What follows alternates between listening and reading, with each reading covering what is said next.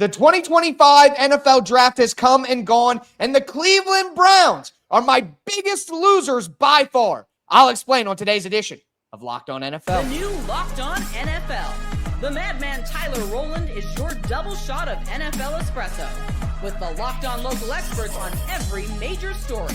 Get ready, Rowland is revving up. The new Locked On NFL starts now. Locked On Podcast Network. Your team every day. Football fans, welcome in to the Locked On NFL podcast, bringing you a double dose of the NFL's biggest stories with help from our local experts that know your favorite teams like no one else. I am your host, the madman, Tyler Rowland, joined today by Locked On NFL expert, the legacy, Louis DiBiase. On today's episode, we're going to do our winners and losers in the NFL draft. We'll talk our big losers first, our winners second. We'll talk about some picks that just really stand out to us from the weekend. Before we dive into all of it, do want to let you guys know that today's episode is brought to you by the all-new 2025 Nissan Armada. Stay tuned for the Armada draft pick of the week later in the show. Also want to thank you for making Locked On NFL your first listen and for being an everydayer here with us at the Locked On Podcast Network, where it is your team every day. So my big loser in this process throughout the draft has been the Cleveland Browns, and probably not a shock that a lot of it had to do with how they handled the quarterback situation. And my guy Spencer from Locked On Browns talked about the shock that he was under when they actually went and got Shedeur Sanders. Like when they took Dylan Gabriel at the end of day 2 with pick 94, I kind of was reserved to the idea of like, okay, they're done with quarterbacks. And and hearing Barry speak about Shedeur last night and the idea that like they thought he was a talented player, it's just about fit. To me, that sort of said, okay, they may be in the name of trading back the way they did in round 1 to get the number 5 pick and an extra pick next year to position themselves to potentially move up to get a franchise quarterback out of a class next year that's supposed to be better. Maybe they didn't want to have somebody like Shedeur in this building that comes with a lot of extra stuff on the side, a lot of sort of an extra a sideshow, if you will, with everything that he comes with the dad, with his dad being part of that equation and whatnot. Maybe because if that player a year from now isn't part of the equation in terms of actually being a starting quarterback for you, and you have somebody that you bring in as the franchise guy, and then he's kind of reserved to a backup role. Like if he wasn't going to be in the picture, I can understand what the Browns are like. We don't want to deal with all that extra stuff.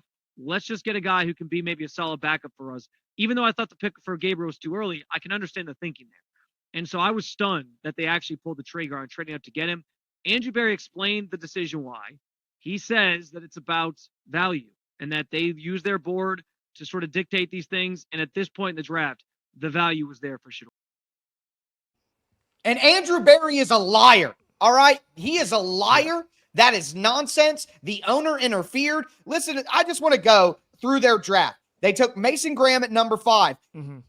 Not just that, but traded away the opportunity to take Travis Hunter, to drop back and take a defensive tackle who I do not think is a star in the NFL. He's just a solid starting defensive tackle. So what a disaster right then and there. I called the Browns losers of day 1 already. Then with their second round pick, they take Carson Schlesinger, the linebacker at UCLA, who is going to be good in coverage, but he's got short arms. He can't shed blocks. Like, he's a coverage backer with speed. I think that's a terrible value for where they took him early on day 2. You get Quinshon Judkins, good player, but you took him over Travion Henderson, and Henderson is clearly the more electric player. And then they take Dylan Sampson out of Tennessee later in the draft, when I would rather have Travion Henderson and then one of the power backs later like Scadaboo or like Ollie Gordon, for example, or Kalel Mullins out of Michigan. Like, give me the explosive player first and then the hammer later, because that's more value. In between, they took Harold Fannin Jr., a tight end who was incredibly prolific in college production-wise, but has terrible testing numbers, is not an elite athlete, and played against MAC competition, like 2 quarterbacks, 2 running backs, a limited linebacker, an overdrafted defensive tackle. Yes, they got the number 1 pick in 2026. Okay, cool. But the whole reason why you did that is you were loading up for next year's quarterback class, which is supposed to be better. And instead of doing that, you take 2 quarterbacks and you trade your last 2 draft picks to move up and get Shedeur Sanders when you already overdrafted a terrible quarterback in Dylan Gabriel earlier in the draft. Like, it's just an outright disaster with no plan, no path, no cohesion. The Browns are by far my biggest losers, not just because I don't like their picks, but because of the philosophy that they use to execute their draft and how it doesn't make any sense. Rant over. Yeah, because Tyler, it feels like there was no philosophy with the Cleveland Browns strategy. And I don't like Mason Graham as a top 5 pick. I'm with you on that. But I understood trading down, even though you're giving up Travis Hunter, if you're going for quarterback, if quarterback in 2026 is the focus.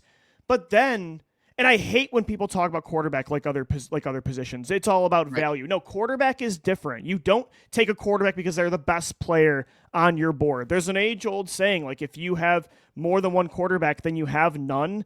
That's the Cleveland Browns. Like, when has chaos at quarterback, this open battle between two guys ever worked, let alone, 4 with them between Kenny Pickett, Joe Flacco, now Dylan Gabriel, and Shadir Sanders? It just never works. You're never going to find your franchise quarterback that way.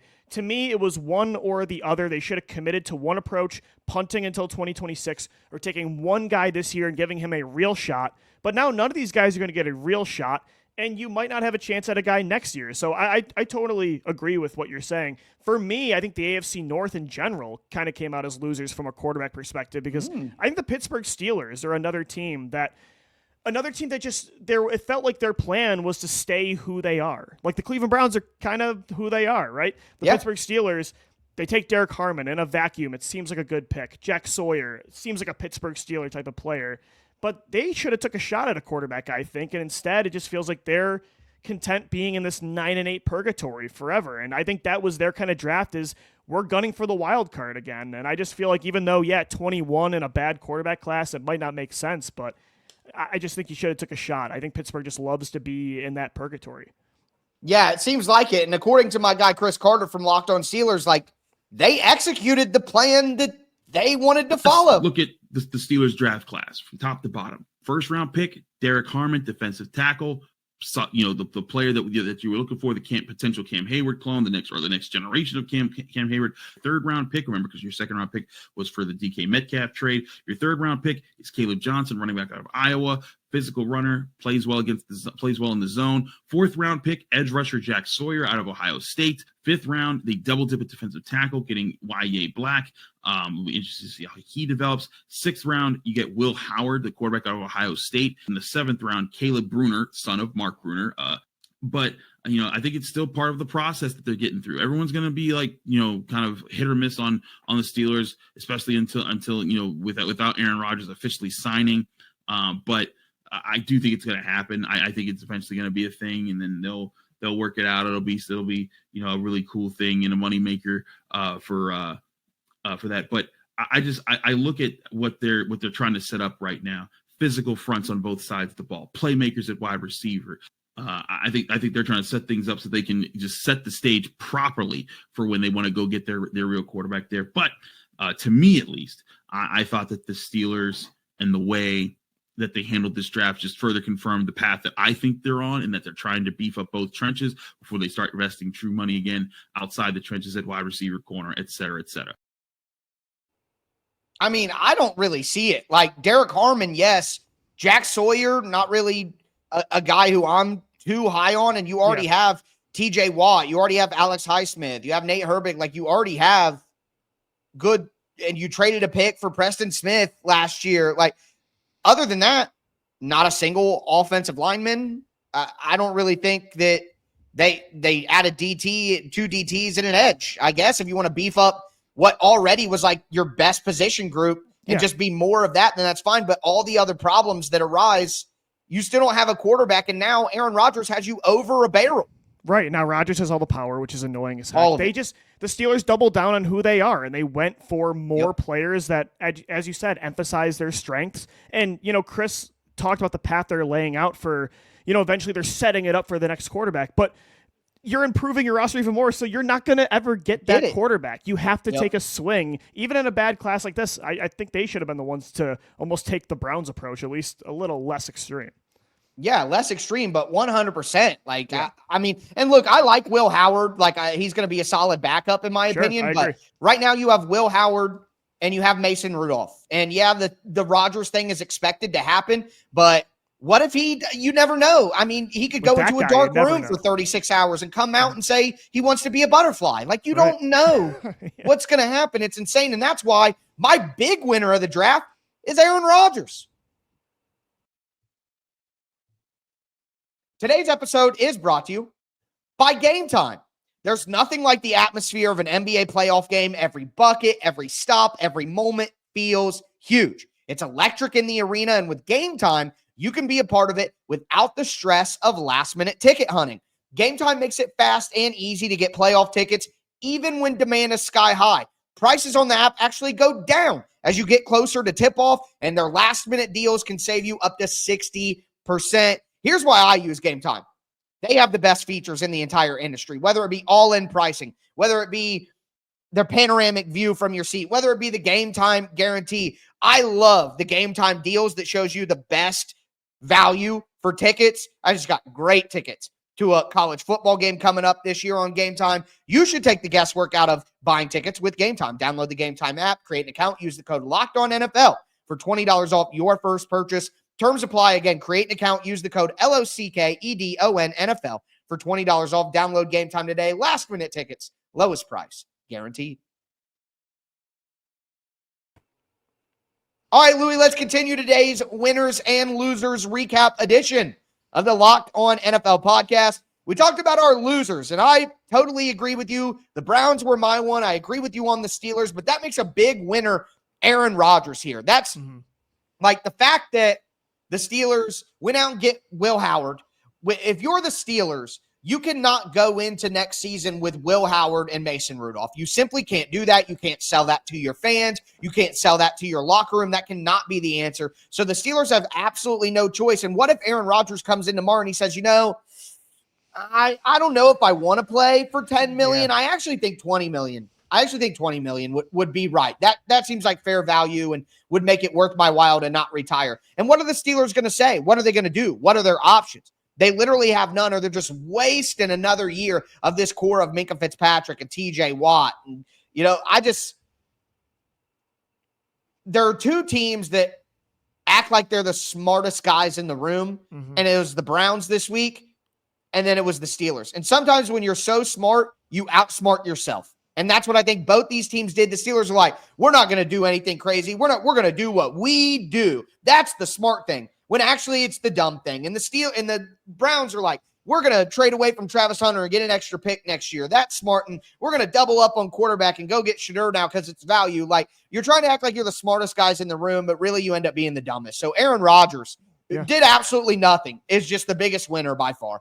And it sucks because I was enjoying this offseason when it first started. Rodgers, it felt like he had no power. It felt like nobody wanted him. There were a lot of other quarterback options that were going to fill up, and he might be on the outs. He might have to retire. I'm like, this is awesome after he just, was playing games all offseason, year after year. And now, you're right. He has all the control over a team that still feels like is living off the reputation of past regimes, past championship teams in their franchise history. Like, we're the Pittsburgh Steelers. We're not going to waver from what we do because we win championships this way. It's like, no, you guys don't win championships this way. Other teams with this logo have won championships, but you guys have been 9-8 and complacent for what's going on, almost a decade at this point. So the Steelers, they do have this, mightier than thou kind of mentality, and they've really just not earned that right in my lifetime, or at least since I was a kid. At this point, it's like 2010, the last time they earned that right.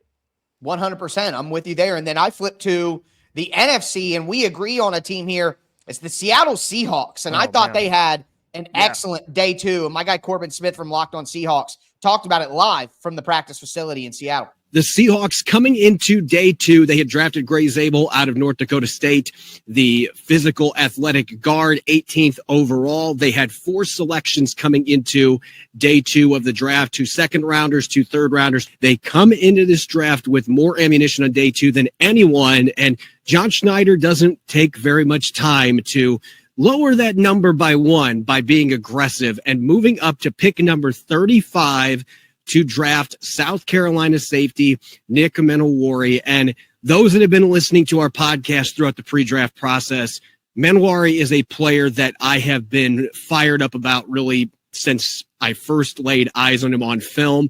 It's just tantalizing how good that this guy could be in Mike Macdonald's defense. And you look at the numbers the last 3 seasons, twice eclipsed 80 tackles for the South Carolina Gamecocks. He was a day one starter as a true freshman. And I mean, I'm with them on the picks. I love their day 2. They made the trade up to get Eamon Warry, who I was really high on. I know you really love this class too. Yeah, I'm a big believer in just betting on traits, going for the athletes in a draft, especially one like this where it's a weaker class than in years past. So I like betting on the ceiling rather than the floor, and that's what Seattle did. And also versatility. I mean, Gray Zabel, I think, can be an all-pro at whatever position they put him at, whether it's tackle, guard, or center. Nick Emenwari, it feels right the Seahawks took him. He looks like Cam Chancellor out there at 6'3", an elite wingspan at safety. Like, it just feels right that he's a Seahawk, especially with Reed He's their Rowland. Kyle Hamilton to me. Yeah, he exactly. is the Mike Macdonald Kyle Hamilton now, and now you can use Devon Witherspoon more to make plays on the outside or make plays on the ball, and Emenwari can be that physical guy on the inside. And you've got Reek Woolen out there, too. Like, the wingspan between Woolen and Emenwari is ridiculous. And Elijah Rorio, I thought, in that second tier of tight ends, had the most upside of any player in day 2 for the tight end position. And then Jalen Milroe. Like, it's cool that Sam Darnold's a good quarterback. I don't know if he's going to be a great one. I love that in the 3rd round, they just bet on those traits as well. And he doesn't have to, he can be seasoned for a few years, and he needs that development as a passer. And then even like Riley Mills from Notre Dame is a good pass rushing tackle for round 5. They needed some speed. I love Torrey Horton. I love Torrey Horton. And Damian Martinez, the power running back out of Miami as well. Like, exactly. I love a lot of these late picks. And Ricky White was one of my favorites. Round 7, like a burner from UNLV. They needed some speed because they have a lot of inline receivers. I thought, and according to Next Gen Stats, they actually drafted the most athletic class of any team. And that's just my kind of draft. So I love what Seattle did. Yeah, I'm with you there. I think that was an excellent move by them. And it brings me back to the Steelers with pick 83 with Jalen Milroe on the board. Take Caleb Johnson, a running back in a deep running back class. And look, I think Caleb Johnson is a good player, but you know, when Jalen Milroe goes 10 picks later in Seattle, it's like, I don't know. I look at a dumb organization, smart organization. Like, it's crazy to me in that one. In that realm. One other winner that I do have that I quickly want to talk about is the New England Patriots. I didn't love the pick of Will Campbell, but I thought they got great value on a lot of other things. But I will tell you, our guy from Locked On Patriots wasn't as happy with the Travion Henderson pick as I am. I love Travion Henderson, the player. I don't love the Patriots picking him at 38 because of what you just mentioned. You have Stevenson, you have Gibson, 2 bona fide NFL running backs. They might not be top 10 guys in the league, but they're pretty good running backs. And so now you've got a trio of running backs, and how you're going to be able to share the snaps amongst them, I don't know. I mean, Antonio Gibson could be the odd man out. I doubt it would be Stevenson. He just signed a contract extension last offseason that kicks in this year. So I don't think Stevenson is in danger of losing his job. But it'll be all on Josh McDaniels trying to fit all 3 of these pieces together in that backfield. And, you know, I wouldn't have gone running back at 38. But, again, I love the player. He's explosive. He helps this offense. You just got to get him on the field. Listen. I got to tell you, I think sometimes we can be a little too deep in our own trenches with our teams. Who gives a crap about Ramondre Stevenson or Antonio Gibson? You could send Antonio Gibson to the cafeteria for all I care. Travion Henderson is an absolute animal. He is fantastic. So I love the value at taking him at 38. I thought Henderson should have been a first-round pick. And, again, I don't like the Will Campbell pick necessarily. I do have concerns about him being an offensive tackle at the NFL level. They're going to get a high-level offensive lineman, but they're selling him as a left tackle, and I simply don't buy it, not just because of the arm length. He got beat to his edges a ton. Like, every good edge rusher in this class has a win against Will Campbell on tape. Like, I just don't see it. I think he's going to get beat to his edges because he doesn't have strong enough hands. But Travion Henderson, Kyle Williams out of Washington State, the wide receiver, who I would have been okay if the Titans took him at 35, and they got him with the 5th pick in the 3rd round. Jared Wilson, the center out of Georgia, is a steal, man. I can't believe he fell as far as he did. I know. And then Braden Swinson. Braden Swinson was one of my top 7 edge rushers in the entire class, and he lasts all the way to the 5th round. He's 6'3", 250 pounds, rushes with power, good hands, good effort, good motor. Like, I think the Patriots got a ton of value. I didn't like their first round pick, but I love like 4 or 5 of Joshua Farmer in round 4 out of Florida State. Like, I love like 4 or 5 of their other picks. I thought they got good value. I like, and I can understand when a team, even if you don't draft a prospect that I like at that position, when you have a young quarterback, if you're just trying to help them with tackles, with weapons, like I can understand, even if it's not the exact prospect I would prefer, I think you're a winner if you're trying to support your quarterback, because there's a lot of teams that don't do that. And you could tell that Drake May was the priority of this draft for New England, and I can always get behind that. And listen, this to me brings me full circle with my Browns point. I didn't necessarily like the Will Campbell selection, but the process is good. Yeah, and look, it's the draft. Thought process, and exactly. If you're an adult, you know that you've done good process, and sometimes it still doesn't go. You do well in the interview, Absolutely. You crush it. Your cover photo is great. You got connections, and you still don't get the job.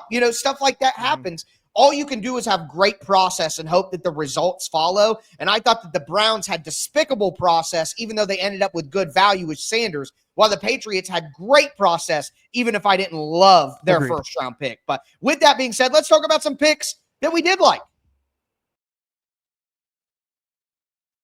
Before we do want to let you guys know that today's episode is brought to you by the 2025 all-new Nissan Armada and the Armada pick of the week.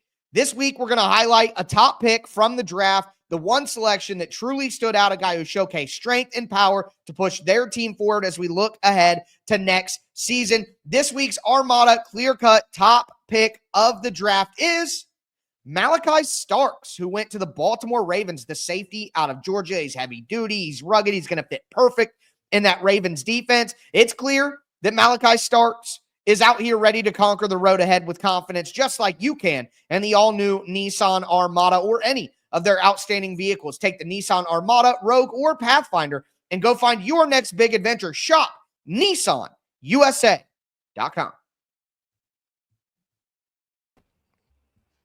All right, Louie, let's cap off today's edition of Locked On NFL. We talked about our winners and losers in the draft. Now we just want to point out some excellent picks and some excellent fits that we saw. And safety first might be the best way to put this segment. I just teased it, but Malaki Starks going to the Baltimore Ravens was a fantastic pick, in my opinion. And my guy, Kevin Ostreicher from Locked On Ravens, talked about the move. Malaki Starks at pick 27, essentially a guy that fell right into Baltimore's lap.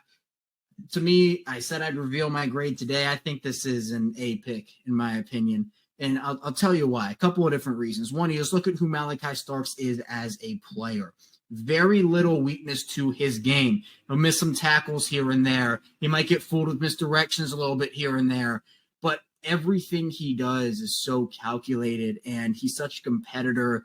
His ball tracking is exceptional. And I know that people must say, well, that's not that big of a deal. And my response is, hey, here in Baltimore, we had to watch Brandon Stevens last season. It is a big deal. But it's so much more than that. He has positional versatility, playing in single high, playing up in the box, playing slot cornerback, someone who has athleticism to his game. He can come up and hit somebody in the run game and play with physicality. He's able to really help also in coverage when it comes to shutting things down, whether it be as a guy in single high and is a ball hawk. Teams don't want to throw Kyle Hamilton's way. They don't want to throw Marlon Humphrey's way. They don't want to throw Nate Wiggins' way. Now you got to throw Malaki Starks. And I agree, Malaki Starks has great ball skills, and in that Baltimore Ravens defense where they seem to get pressure on quarterbacks constantly, no matter who's in there, you could have 47-year-old Kyle Van Noy. Like, he's going to get out there and get 10 sacks. It's just crazy how it works out. But with that pressure comes opportunities to make turnovers in the back end. So having guys who can make plays on the ball is critical. And one thing that I pointed out on night one when I said I like this pick is now that you have Starks playing in the back end, you can take Kyle Hamilton and put him back at what he does best, which is playing slot, playing in the box, making plays, driving downhill. Last year, the Ravens had to put him in the back end because their secondary was so bad, and it made their defense better, but it's still not what is going to make him the best version of himself. So getting a guy who can play in the back end like Starks not only makes the defense better, but it slots Kyle Hamilton, which is going to improve the defense as well. So there's a domino effect here, which is the reason I love this selection. Yeah, I always just feel like Baltimore gets a guy, and I'm like, how did he fall? How did he get to the – it's always the – I cover the Eagles, and everybody says that about the Eagles. I feel that way about the Ravens. I'm like, how did they get Kyle Hamilton? How did Nate Wiggins fall to this damn spot? It's same thing They're now the with older Malaki brother Starks. of the Eagles. They really are. Yeah, I think they're the AFC version of it. So I love that pick. And I think safety in general, a lot of my favorite picks in this draft were about safety. Yeah, who is your favorite pick then? It's your team, man. Like, Tyler, you guys took my favorite player in this draft, Kevin Winston Jr., and I'm really happy the Eagles took a safety on day 2, Andrew Makuba from Texas, who I like, but Kevin Winston Jr. was the apple of my eye. I think if he didn't get injured this past September, you could make the argument it was him and Malaki Starks as the top 2 safeties in this class, not Starks and Nick Emenwari. His 2023 tape is really impressive. I love his length, his range to cover tight ends one-on-one.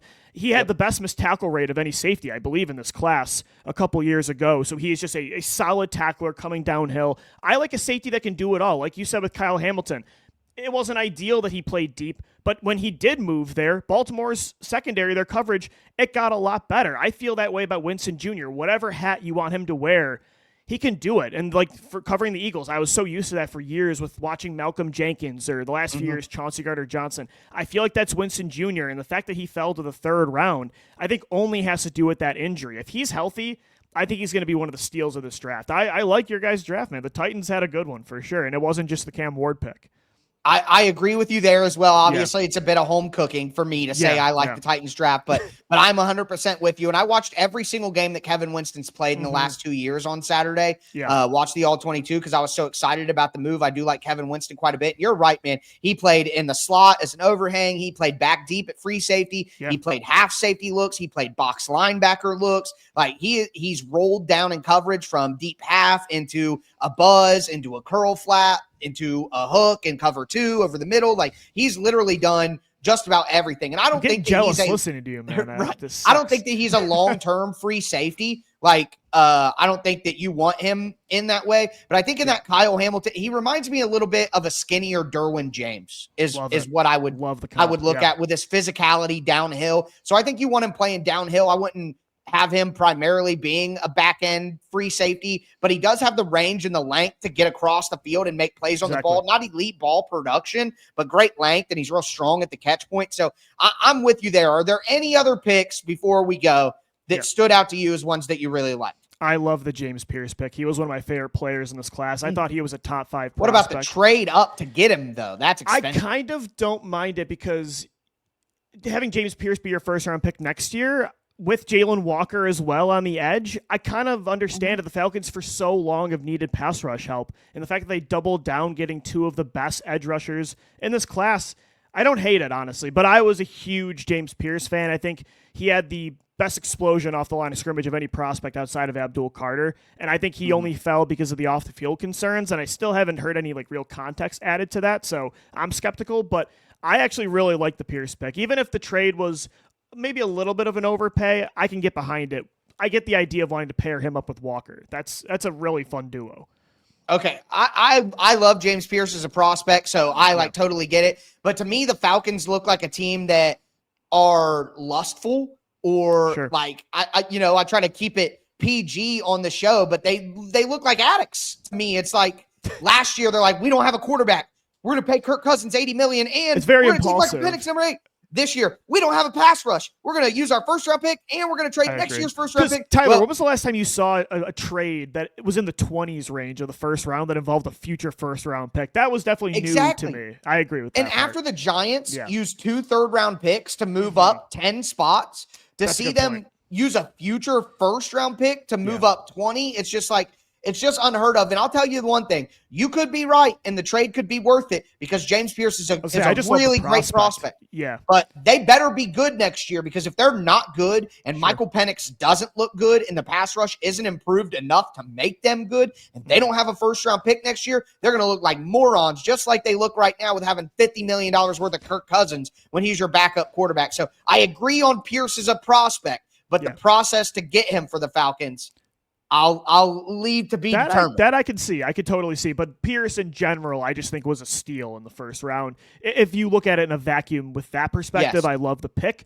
The trade itself, yeah, I get your logic for sure. I think that James Pierce who was the other edge rusher that was drafted in the late first round. I'll pull it out. But James Pierce, to me, as a player, is closer to Abdul Carter than he is like Donovan Azureku or Shamar Stewart. Shamar Stewart went 10 picks ahead of James Pierce, or 9 picks ahead. James Pierce is closer to Abdul Carter than he is Shamar Stewart. Like, I would take James Pierce totally agree. over Mikael Williams. I would take James Pierce over Jalen Walker. So I do agree from that standpoint. They did get tremendous value. But with that being said, that is going to do it for today's edition of Locked On NFL. For me, your host, the Madman Tyler Rowland, my co-host, the Legacy, Louis DiBiase. As I tell you every episode, thanks for tuning in and stay safe out there.